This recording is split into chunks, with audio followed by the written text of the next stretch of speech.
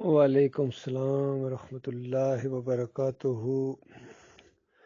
میرے پیارے بھائی اور میرے بہت ہی پیارے بھائی، میرے بہت ہی پیارے دوست، آپ کا یہ پیغام مجھے ملا ہے۔ اب میری طرف سے فاروق میمن صاحب کو کہہ دیجئے گا، شمیم صدیقی صاحب کو بھی کہہ دیجئے گا، اور جتنے اس طرح کے دوسرے لوگ ہیں ان سب سے، شکیر صاحب سے بھی کہہ دیجئے گا کہ اگر میرے ایک ہاتھ پر سورج رکھ دو اور دوسرے ہاتھ پر چاند رکھ دو تو میرے سے کبھی یہ امید نہ رکھنا کہ اس معاملے میں، ایمان کے معاملے میں بال برابر کوئی نرمی کرنے کے لیے سوچ بھی سکوں۔ چاہے پوری دنیا کی دولت میرے ہاتھ میں دے دو، پوری دنیا کی بادشاہی کو مجھے دے دے اور کہے کہ بس تھوڑی سی ارشد صاحب نرمی، تھوڑی سی نرمی اس معاملے میں کر لو، تو پھر کوئی تھوڑا سا درمیانی راستہ یا تھوڑی سی تو نرمی کر لو، باقی ہم ان کو منوا لیں گے۔ اگر اس طرح کا کوئی معاملہ ہے تو یقین کیجئے میرے سے یہ امید نہ رکھنا، اور یا تو یہ جماعت انشاءاللہ ہماری غلبہ پکڑے گی، بالکل رنگے جہاں بدلے گی انشاءاللہ، یہ مجھے پوری امید ہے اللہ تعالیٰ سے۔ اور حالات میں جو محسوس کر رہا ہوں میں بیان نہیں کر سکتا ہوں کہ آگے جا کے حالات کدھر جانے والے ہیں۔ اور یعنی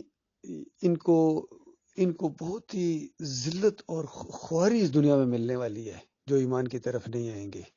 اور آخرت کی ذلت اور خواری تو ہمیشہ ہمیشہ کے لیے ہے۔ اللہ کے بندو، ہم ایمان خالص کے اوپر اکٹھے ہوئے تھے، ایمان کے اندر انہوں نے شرک کا انجیکشن دے دیا ہے، اور یہ اب میرے سے یہ امید رکھتے ہیں ابھی بھی کہ ارشد کو کہو کہ تھوڑی سی نرمی دکھا دیں۔ میں کہتا ہوں ایک بال کے کونے کے برابر بھی اگر وہ کہیں کہ اس معاملے میں نرمی صرف اس وجہ سے دکھاؤں کہ ان کے ساتھ کوئی بات چیت ہو جائے گی، نہیں مانتے، نہیں مانے، ہماری کوئی ذمہ داری ہے ان کو زبردستی منوانا۔ جو مناسب دلائل تھے ان کو دیے جا چکے ہیں، کتابی شکل میں دیے، سجدہ تعظیمی کا شرک پڑھیں، آپ کو بے شمار دلائل ملیں گے، اور اس کے علاوہ یہ کلپس آپ سنتے رہتے ہیں، بے شمار دلائل۔ اور ابھی یقین کیجئے آپ کا یہ کلپ آنے سے کوئی زیادہ سے زیادہ 10 منٹ پہلے، زیادہ سے زیادہ میں نے سورہ یوسف پوری سنی ہے، اور میں آپ کو کیا بتاؤں کہ واقعی ڈاکٹر عثمانی رحمۃ اللہ علیہ کے اس معاملے میں موقف بالکل حق ہے، اور قرآن کا یہ مضمون ہے، سورہ یوسف کا یہ مضمون ہے، اور واقعی یہ آسن القصص ہے۔ آسن القصص اس وجہ سے ہے جس طرح اللہ تعالیٰ خود کہتا ہے وَمَنْ أَحْسَنُ قَوْلًا مِّمَّنْ دَعَا إِلَى اللَّهِ وَعَمِلَ صَالِحًا وَقَالَ إِنَّنِي مِنَ الْمُسْلِمِينَ، کہ اس سے اچھی بات کس کی ہوگی، اس سے آسن بات کس کی ہوگی جو لوگوں کو اللہ کی طرف بلائے، یعنی توحید کی طرف بلائے، شرک کا رد کرے۔ اسی سورہ یوسف کے اندر جس طرح جیل کے اندر دعوت اللہ کی ہے یوسف علیہ السلام نے، اور شرک کا رد کیا ہے، اور اپنے عزم اور ارادے کا اعلان کیا، اور ساتھ ہی کہا کہ یہ ایمان اور عقیدے کی باتیں یہ بہت ہی سادہ باتیں ہیں، اور بہت ہی اللہ کا ہمارے اوپر، ہر اس انسان کے اوپر یہ احسان ہے اللہ کا جس کو ایمان اور عقیدے کی باتیں یہ سمجھ آ جائیں، اور اکثریت انسانوں کی اس مسئلے کو نہیں جانتی ہے کہ اس کائنات کو اللہ تعالیٰ نے یعنی توحید کے لیے پیدا کیا ہے، ایمان کے لیے پیدا کیا ہے، اور یہی سیدھا راستہ ہے، یہی اللہ کا راستہ ہے، اس کے علاوہ سارے راستے بربادی کے راستے ہیں۔ تو اس انداز سے انہوں نے دعوت دی ہے جیل کے اندر۔ اور اس کے بعد یعقوب علیہ السلام کا ایک زبردست کردار اللہ تعالیٰ نے بتایا ہے کہ وہ بہت ہی جلیل القدر انبیاء میں سے ہیں، اور بہت ہی زیادہ علم سے نوازا تھا ان کو اللہ تعالیٰ نے، اور انہوں نے اپنے علم سے اور اللہ کی وحی کے مطابق اس خواب کی تعبیر بتائی ہے یوسف علیہ السلام کو، اور یوسف علیہ السلام نے بھرپور اس کو محسوس کر لیا ہے، اور اسی کے ساتھ وہ اپنی زندگی بسر کی ہے۔ اور یعقوب علیہ السلام کو بھی اللہ تعالیٰ نے وحی کے ذریعے یہ سب کچھ بتایا ہے کہ یہ کچھ ہونے والا ہے۔ اور اس کے بعد آپ غور کریں، جب بھائیوں نے کہا کہ یوسف کو ہمارے ساتھ بھیجیں تو کچھ ہم کھیلیں گے اور یہ ہمارے ساتھ، آپ کیا بات ہے اس کے معاملے میں میرے اوپر اعتماد نہیں کرتے ہیں؟ تو یعقوب علیہ السلام نے کس انداز سے بات کی ہے کہ نہیں، میں اس وجہ سے کہ مجھے یہ ڈر ہے کہ کہیں تم کھیل کود میں ہوگے اور اس کو بیڑیا کھا جائے گا۔ تو پوری طرح محسوس ہو رہا ہے کہ اللہ تعالیٰ نے پہلے سے پورا منصوبہ بتا دیا یعقوب علیہ السلام کو کہ یہ کچھ ہونے والا ہے۔ تو ظاہری بات ہے اللہ کے منصوبے کا یہ حصہ تھا کہ وہ ان کے ساتھ ان کو بھیجتے، اور آگے کے سارے مراحل سے گزرنا تھا یوسف علیہ السلام نے، اور صبر کے ساتھ بار بار، یعنی ہر موقع کے اوپر یعقوب علیہ السلام کہتے ہیں اپنے گھر والوں کو، قبیلے والوں کو، بچوں کو، بہوؤں کو اور سارے لوگوں کو کہ دیکھو میں وہ جانتا ہوں جو تم نہیں جانتے ہو، یعنی جو منصوبہ ہو رہا ہے تم نہیں سمجھتے ان چیزوں کو، میں تمہیں نہیں سمجھا سکتا ہوں۔ ایک حد تک بندہ سمجھتا ہے، کچھ ایسی باتیں ہوتی ہیں ایسے معاملات میں جو ایڈوانس نہیں بتائی جا سکتی، کیونکہ دوسرے پھر اس کو نہیں مان سکتے ہیں، وقت کے تحت، حالات کے تحت وہ مانتے ہیں۔ تو پھر حالات نے کس طرح، اللہ نے اس حالات کو پھیرا ہے، اور اس کے بعد کس طرح یوسف علیہ السلام کی تربیت کی ہے، اور جب اس چیف آف آرمی سٹاف کے گھر میں پہنچایا تو مالک نے وہاں یہ بات کہی ہے کہ اس طرح ہم نے یوسف کو تاویل الحدیث کا علم دیا۔ یہ وہ تعویل الحدیث ہے جو شروع میں یعقوب علیہ السلام نے کہی تھی، اللہ تعالیٰ تجھے باتوں کی تہ تک پہنچنے کا جو ہے وہ علم عطا کرے گا۔ اس کا عام طور پر لوگوں نے فوراً ترجمہ کر دیا تجھے خوابوں کی تعبیر کا علم دے گا، تو دماغ میں وہ چیز ڈال دیا، حالانکہ وہ خوابوں کی تعبیر بھی اسی کے اندر شامل ہے، سمجھ لیجئے، لیکن اصل چیز یہ ہے تعویل الاحادیث، باتوں کی تہ تک پہنچنا، معاملات کو سمجھنا۔ اور اللہ تعالیٰ کہتا ہے جب اس افسر کے گھر میں ہم نے پہنچایا تو اس طرح ہم نے یوسف کو تعویل الحدیث کا علم دیا۔ تو بتاؤ کہ یوسف علیہ السلام کو تعویل الحدیث یعنی خوابوں کی تعبیر سکھانے کا علم اس چیف آف آرمی سٹاف نے سکھایا تھا؟ نہیں، وہاں وہ انہوں نے فوجی معاملات سیکھے تھے، وہاں انہوں نے حکومتی معاملات سیکھے تھے، وہاں انہوں نے دنیاوی معاملات کس طرح کیے جاتے ہیں، لوگوں کے ساتھ ڈیلنگ کیسی کی جاتی ہے، سارا، چونکہ آگے انہوں نے بادشاہی کرنی تھی، اللہ تعالیٰ نے اس طرح ان کو فہم و فراست عطا فرمایا، اور پھر اس کے بعد نبوت عطا فرمائی، پھر اس کے بعد جیل کے اندر وہ سارے معاملات آئے، پھر کس انداز سے بادشاہ کو اللہ نے اس خواب دکھایا اور اس کی تعبیر یوسف علیہ السلام کو بتائی، اور پھر سارا ماحول بنانے کے بعد کس طرح اللہ تعالیٰ نے یوسف علیہ السلام کو وہاں غلبہ عطا فرمایا اور شرک اور کفر اور بت پرستی کا خاتمہ کر دیا اللہ تعالیٰ نے۔ پھر اس کے بعد بھائیوں کے درمیان جو اختلافات تھے وہ بھی دور ہو گئے، بھائی سر جکائے گویا کھڑے ہیں، اپنی غلطی کو مان رہے ہیں کہ جب بھائی کو تنگ کیا کرتے تھے، بھائی کے خلاف برے جذبات رکھتے تھے اور اس کو نیچا دکھانے کی کوشش کرتے تھے، لوگوں کی نظر میں اس کو گرانے کی کوشش کرتے تھے، لیکن جس کو اللہ نہ گرنے دے اس کو کون کرائے گا؟ تو اس طرح ایک سارا منصوبہ سامنے آیا اللہ تعالیٰ کا، اور عجیب و غریب انداز ہے اللہ کی قدرت کا، ایک شاہکار ہے یہ صورت۔ اور اس کے بعد ایک تربیت انسانوں کے لیے کہ پیغمبروں کی زندگیاں کس طرح ہوتی ہیں، اور پھر جب وہ سٹوری ختم ہو رہی ہے اور دنیاوی لحاظ سے وہ بہت بڑے تخت کے اوپر جب والدین کو جا کے بٹھایا تو یوسف علیہ السلام سجدے میں گر گئے، اور پیچھے جو ہے والدین بھی گرے ہیں، اور سامنے بھائی سارا خاندان گر گیا، یہ بالکل اسی طرح سجدے میں گرے ہیں جس طرح سورہ نجم پڑھتے ہوئے نبی علیہ السلام سجدے میں گرے ہیں، ساتھ ہی صحابہ کرام نے سجدہ کیا اور کافروں مشرکوں نے بھی سجدہ کر لیا، اندازہ لگے اتنا زور ہے قرآن کا، اتنا وہ ماحول ایسا بن گیا۔ صرف امیہ بن خلف تھا، اس نے تھوڑی سی مٹی اٹھائی اور ماتھے پر لگائی اور اس نے کہا میرا یہی سجدہ ہے۔ تو یہ انبیاء کی پھر سنت بتائی سورہ مریم کیا نام ہے 58 نمبر آیت کے اندر کہ سارے انبیاء اسی طرح کیا کرتے تھے، یہ صرف یعقوب علیہ السلام اور یوسف علیہ السلام نے نہیں ایسا کیا، سارے انبیاء اسی طرح کیا کرتے تھے، حتیٰ کہ آخری نبی محمد صلی اللہ علیہ وآلہ وسلم نے بھی مکہ فتح کے موقع کے اوپر، کیونکہ وہ اللہ کی نشانی سامنے آ گئی تھی، اللہ نے اس وقت خوشخبری سنائی تھی کہ آپ فاتح کی حیثیت سے واپس آئیں گے، جب اس کا وہم و گمان بھی نہیں کیا جا سکتا تھا۔ اگر اس وقت کہا جاتا کہ یہ مکہ مسلمان فتح کریں گے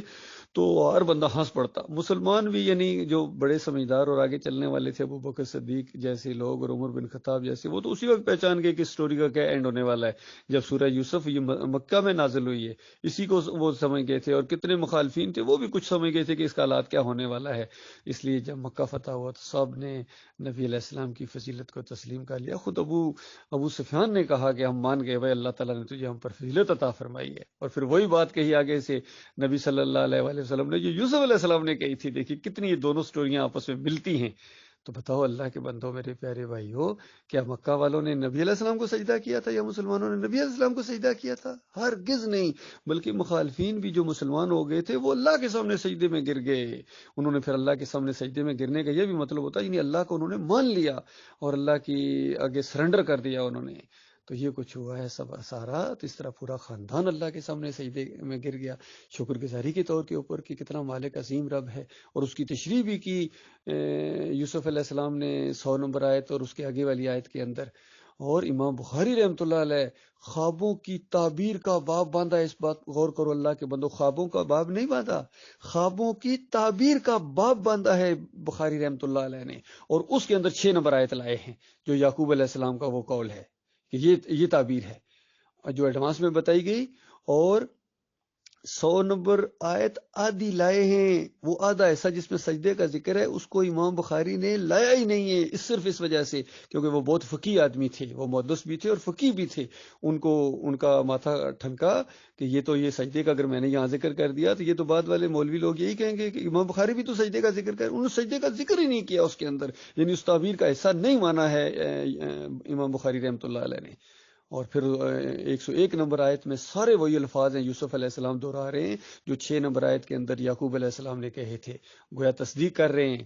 اپنی طرف سے تعبیر نہیں بتا رہے ہیں، تعبیر بتائی جا چکی تھی صرف اس کو، اور خواب کی تعبیر ہمیشہ پہلے ہوتی ہے، کبھی ایسا ہوا کہ وہ خواب سچا ہو گیا اب اس کی تعبیر بتائی جا رہی ہے۔ ان کی اصل میں مت ماری گئی، ان کے دماغوں کے اندر یہ سجدہ تھا اور اللہ تعالیٰ نے ان سے آزمائش کی اور اس کے اندر ڈھیر ہو گئے۔ اور اب مجھ سے یہ مطالبہ ہے کہ ارشد تھوڑی سی نرمی کر لو اللہ کے بندو، صرف ان کی بات کے اوپر اگر آپ غور کریں نا آپ کو سارا مسئلہ سمجھ آ جائے گا کہ نبی صلی اللہ علیہ وآلہ وسلم اور جو مشرکین مکہ کا آخر میں جھگڑا کیا تھا آپس میں ایمان اور عقیدے کی جب دعوت اٹھی تھی تو جو مخالفین تھے وہ یہی تو کہتے تھے وہ بال برابر اس کے اندر تھوڑی بہت تو تبدیلی کرو، تھوڑی بہت تو نرمی کرو، بالکل ہی نہیں مانتے ہو۔ تو ہم اس نبی کی امتی ہیں، ہم اس سنت پر عمل کر رہے ہیں، اس میں تھوڑی سی نرمی بھی اگر میں کروں گا وہ میری دینی موت ہوگی، یاد رکھیے ختم ہوگی کہانی پھر میری۔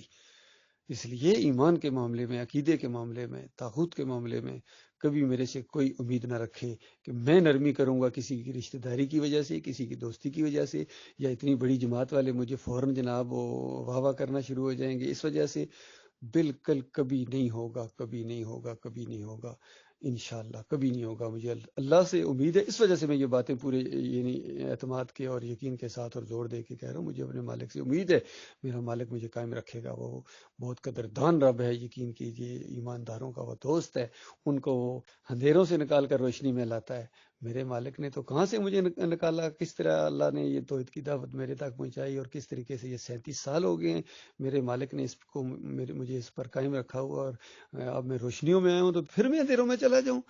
اور الٹی بات کرتے ہیں، ہر بات الٹی کرتے ہیں، مضمون انہوں نے میرے خلاف لکھا، اور من النور الی الظلمات، کہ ارشد نور سے ظلمات میں چلا گیا ہے، یعنی جو ایمان خالص کے اوپر قائم ہے وہ گویا ظلمات میں چلا گیا ہے، اور جس نے ایمان خالص چھوڑ کے جھوٹ بولا ہے، کتنے جھوٹ بولے ہیں انہوں نے اندازہ لگائیے، ایک شرک کے بعد دوسرا شرک کرتے جا رہے ہیں، اور آپ لوگوں کی آنکھیں نہیں کھل رہی ہیں۔ انہوں نے پہلے سجدہ تعظیمی کا شرک، اس کے بعد انہوں نے کہا کہ عیسیٰ علیہ السلام کو اللہ تعالیٰ نے اپنی ایک صفت دے دی معجزانہ طور کے اوپر غور کیا، اور ابھی کل پرسوں کی ان کی وہ بیان ہے جس کے اندر کہتے ہیں کہ اللہ تعالیٰ نے اپنی صفت کے 100 حصے کیے اور ایک حصہ جو ہے پوری مخلوق میں بانٹ دیا، 99 حصے اپنے پاس رکھا، گویا 99 حصے اللہ الوہیت کا مالک ہے، اور ایک حصہ جو الوہیت ہے اس نے بانٹ دی پوری اپنی مخلوق کے اندر، اور دیکھو روایت کو پیش کر کے اس کو مکس کر دیا، حالانکہ وہ روایت جو ہے اللہ نے اپنی صفت کے 100 حصے نہیں کیے، اللہ نے اپنی رحمت کو جو رحمت اس نے پیدا کی ہے، وہ رحمت اور شفقت احسان، وہ جو ایک صفت ہے، یعنی اللہ تعالیٰ کی الرحیم تو صفت ہے، لیکن اس نے اپنی صفت کے حصے نہیں کیے ہیں، اس نے وہ رحمت جو اس نے پیدا کی ہے اس کے حصے کیے ہیں، اور باقی رحمت اپنے پاس رکھی ہوئی ہے، اور وہ رحمت وہ قیامت کے دن سارے یعنی وہ ایک حصہ بھی اوپر اٹھائے گا اللہ تعالیٰ، اور 100 کے 100 پوری کی پوری رحمت مومنوں کے اوپر نچھاور کر دے گا۔ غور کیجئے کہ اللہ تعالیٰ اپنی کوئی صفت مومنوں کے اوپر سے نچھاور کر دے گا، کوئی ایک صفت سارے مومنوں میں بانٹ دے گا، نہیں، اللہ اپنی رحمت، شفقت، احسان، پیار، محبت مومنوں کے اوپر نچھاور کر دے گا، معافی مومنوں کے اوپر نچھاور کر دے گا۔ اس بات کو کہاں ملا دیا محمد حنیف سے، دیکھیے، اور لوگوں کو ظاہری بات ہے کچھ نہ کچھ تو چیز ہونی چاہیے لوگوں کو دھوکہ دینے کے لیے، اور پھر کتنی بڑی جھوٹ انہوں نے بات کہی کہ یہ ڈاکٹر صاحب کی آواز ہی نہیں ہے، ڈاکٹر صاحب ایسا کہہ ہی نہیں سکتے، کتنا بڑا جھوٹ بولا۔ اب آپ کا کیا فرض نہیں بنتا ہے سارے لوگ جو بڑے لوگ ہیں ان کو اکٹھا کر کے وہ آواز سنائیں اور محمد حنیف صاحب سے قسم لیں، ان کو کہو کہ آپ قسم اٹھائیں کہ کیا آپ کا دل بھی یہ کہتا ہے کہ یہ کیا نام ہے ڈاکٹر عثمانی رحمۃ اللہ علیہ کی آواز نہیں ہے، اور سارے لوگ کہیں بھائی ڈاکٹر یعنی خود گواہی دیں کہ ڈاکٹر صاحب کی آواز ہے، ڈاکٹر صاحب کا عقیدہ ہے۔ اور اس کے بعد جب انفرادی طور پر کوئی فون کرتا ہے محمد حنیف صاحب کو، کہتے ہیں چھوڑے محمد حنیف کو، ذرا سٹیج پر کھڑے ہو کے ساری جماعت کو کہو نا چھوڑیں ڈاکٹر عثمانی کو، یعنی انفرادی طور پر جو فون کرتا ہے بندہ تو محمد حنیف صاحب کہتے ہیں چھوڑو ڈاکٹر عثمانی کو، اور عام طور پر لوگوں کو کہتے ہیں ہم ڈاکٹر عثمانی رحمۃ اللہ علیہ کے ساتھی ہیں، ان کے ہم عقیدہ ہیں۔ تو کتنا بڑا فریب ہے، اب بھی آپ کی آنکھیں نہیں کھل رہی ہیں، اب بھی آپ کہتے اور دلائل دو، اور کتنے دلائل آپ کو دیے جائیں، جو مناسب دلائل تھے وہ دیے جا چکے ہیں۔ اللہ تعالیٰ آپ کو غور و فکر کر رہے ہیں کہ میرا یہ کلپ آپ کے پاس امانت ہے، اور آپ تھوڑی ہمت کر کے آپ یہ شمیم صاحب کو بھی سنائیں، آپ یہ فاروق میمن صاحب کو بھی سنائیں، اور اس کے بعد جائیں محمد حنیف صاحب کے گھر جائیں، ان کو بھی جا کے سنائیں، مرکزی شورا میں بلکہ جا کے سنائیں، کہنا میرے بھائیوں میرے پاس ایک امانت ہے اور میں وہ آپ کو سناؤں۔ یہ زیادہ سے زیادہ 10 منٹ کی بات ہے، آپ ان کے اندر اپنا یہ موبائل ذرا لوڈ کر کے آواز سارے مرکزی شورا والوں کو سنائیں، تو اس کے بعد آپ دیکھیں گے ان کے اوپر یا تو حجت تمام ہو جائے گی، یا یہ ان کا اللہ دل کھول دے، ایمان کی طرف یہ واپس لوٹ آئیں، اور پھر پوری جماعت پھر اسی سے پہلے سے زیادہ مضبوط ہو جائے گی۔ یقین کیجیے اگر یہ ان کے اندر اللہ کا ذرا سا بھی خوف آ جائے اور تھوڑی سی بھی ان کے اندر سمجھ آ جائے اور اپنے عقل سے کام لیں اور یہ بات سنیں، ورنہ سورہ ملک کے اندر بھی آیا ہے، جہنمی کہیں گے کاش ہم نے اپنی عقل کو استعمال کیا ہوتا، کاش ہم نے کسی کی بات سنی ہوتی۔ ڈاکٹر عثمانی رحمۃ اللہ علیہ کے بیان موجود ہیں، یہ سنتے ہی نہیں، سننے ہی نہیں دیتے ہیں، یقین کیجیے۔ اور پھر ڈاکٹر عثمانی رحمۃ اللہ علیہ کا فتویٰ، یہ کسی بریلوی دیوبندی یا سلفی کا فتویٰ نہیں ہے، یہ موحد عالم دین ڈاکٹر مصعد الدین عثمانی رحمۃ اللہ علیہ کا فتویٰ ہے کہ جن کا ایمان خراب ہوتا ہے، غور کیجیے الفاظ کے اوپر اس اللہ کے بندے نے، جس کا ایمان خراب ہوتا ہے، اور ڈاکٹر صاحب جب کہیں ایمان خراب ہوتا ہے تو سوچ لو کیا بات ہے، یعنی جس کا عقیدہ خراب ہوتا ہے، جس کے عقیدے میں خرابی ہوتی ہے، ڈاکٹر صاحب کہتے ہیں وہ اس طرح تفسیر کرتا ہے کہ یوسف علیہ السلام کو سجدہ ہوا۔ اب پھر اس طرح تفسیر کس نے کی ہے؟ اس طرح تفسیر کی ہے محمد حنیف صاحب نے، اس طرح تفسیر کی ہے سعید احمد لینڈی والے نے، اس طرح تفسیر کی ہے منور سلطان نے، رفعت نواب نے، اس طرح تفسیر کی ہے قاری خلیل الرحمان نے، چودھری اشرف نے، اور حکیم رمضان نے، اور یہ ساری شورا جتنی ہے مرکزی شورا نے، سب نے اس طرح تفسیر کی ہے اس وجہ سے کہ ان کے ایمان کے اندر خرابی تھی۔ اب کتنے لوگ ہیں وہ نکلے بھی ہیں، اللہ نے ان کو توفیق عطا فرمائی ہے، کتنے 50-60% 70% میرے یقین کے مطابق جو ہے نا جماعت کا یہ عقیدہ ہے کہ یہ سجدہ اللہ کو ہوا ہے، لیکن وہ مفادات کی وجہ سے یا ضد کی وجہ سے یا مجبوریوں کی وجہ سے پھنسے ہوئے ہیں، لیکن یہ مجبوریاں یہ اللہ کے ہاں نہیں چلیں گی، یہ اللہ کے ہاں بالکل نہیں چلیں گی، یقین کیجیے وہ مارے جائیں گے اس وجہ سے کہ اللہ نے صرف آپ سے ایمان مانگا تھا، اس پر استقامت مانگی تھی، اور باقی جنت کا اگر شوق ہے اور وہاں سارے اکٹھے رہیں تو ایمان کے اوپر وہاں اکٹھے رہیں گے نا، ایمان کے اندر جب شرک آ جائے گا تو کیسے اکٹھے رہیں گے؟ ایسا کبھی نہیں ہوگا۔ ٹھیک ہے جی، اللہ تعالیٰ آپ کو کم از کم اگر وہ نہیں نکلتے ہیں تو آپ کو پوری طرح اس چنگل سے اور اس شرک سے نکلنے اور برات کا اعلان کرنے کے اللہ تعالیٰ ہمت عطا فرمائے، توفیق عطا فرمائے۔ السلام علیکم ورحمۃ اللہ وبرکاتہ۔